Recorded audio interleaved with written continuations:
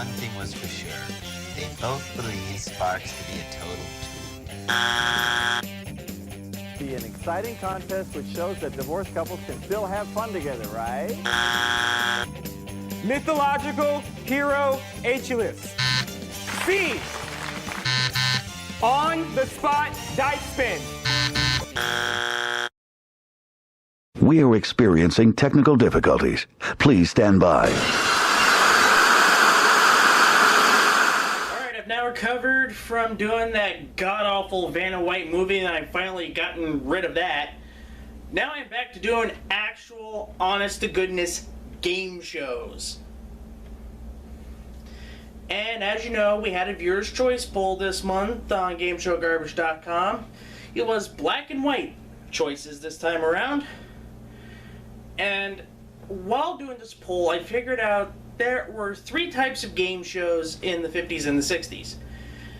There were panel shows, games played for laughs, and big money quiz shows. Now, the second and third variants we've seen quite a bit with You Bet Your Life and Two for the Money, and they were really successful. So what about one that melds the first one, a panel show, and the third one, a big money quizzer?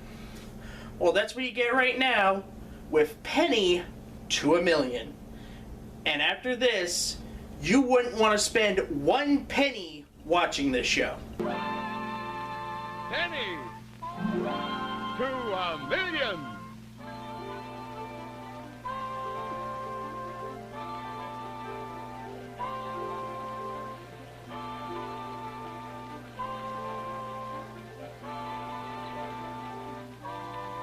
Raleigh cigarettes, the pack with a coupon on the back. And hear this. If you had $1 million, $1 million, you couldn't buy a better cigarette than Raleigh. Raleigh and the W.A. Schaefer Pen Company present television's exciting new game, Penny to a Million. Penny to a Million was a quiz show that began its run on ABC on May 4th, 1955. Hosted by Bill Goodwin, contestants answer questions in a specific category to add money to a pot and potentially wins the lion's share of it at the end. Because a plain old quiz show wasn't going to sell to the networks anymore, this show used a classic, tried and true mentality of adding gigantic money to inflate a bland game to more than it needs to be. That gimmick was to double the pot for each correct answer. While it doesn't sound that bad in theory, in practice it's just boring to watch. Now before we actually dissect Penny to a Million, I want to take you back to 1987 for a second. In 1987, a video was released by Rhino called TV Turkeys, the world's worst TV shows.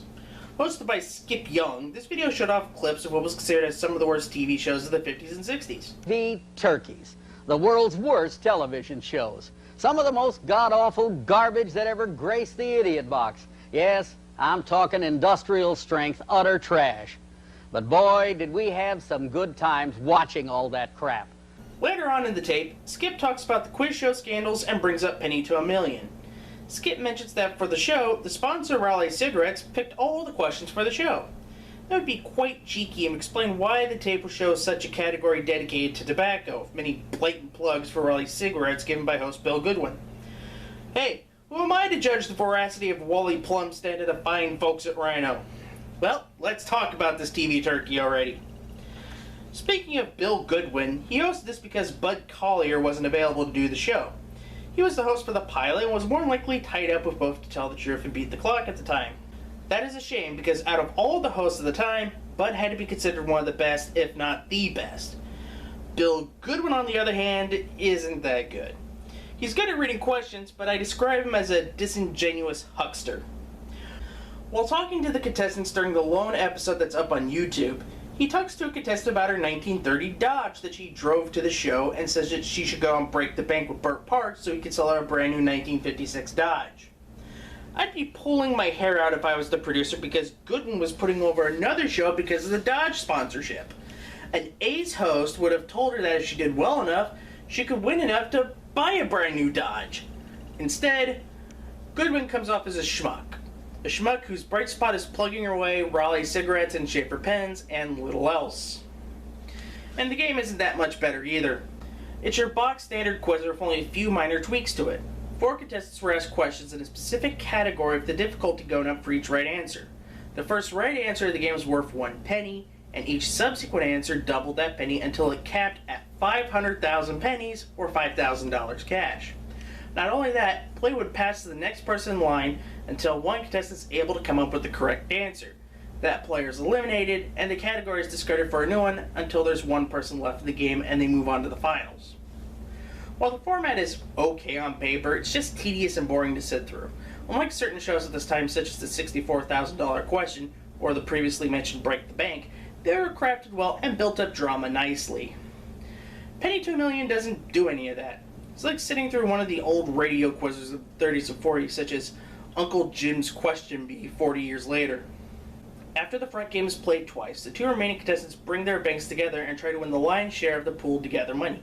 Bill ping-pongs questions back and forth until one misses a question. Then the other person must answer a question correctly to win 75% of the total jackpot. Otherwise, they both walk away with an equal amount. And that's another flaw of the game, where big money game shows thrive on some sort of high-stakes drama where someone could lose hundreds of thousands on one misstep without much of a safety net. This game lacked that sense of drama because the 2 finalists were guaranteed good money, making the entire last segment drama-free. And because of all of that, the show solidified the turkey mentality given to the show by Rhino. It didn't last long and wasn't watched by many people, only going 20 episodes, and was axed on October 19, 1955. And that was Penny to a Million. It wasn't exciting whatsoever. It was dull, tedious, and the only reason it probably got on the air in the first place was because big money! Okay, normally this would be the time I would say happy holidays, but we had a tie on the poll, and what tied with Penny to a Million is the final season of To Tell the Truth, starring Bud Collyer. As you see, there's a connection between Bud Collyer and this. You know, he's sort of never mind. Before Christmas, I will try to get the final season of To Tell the Truth as an induction on Game Show Garbage. Until next time, bye-bye!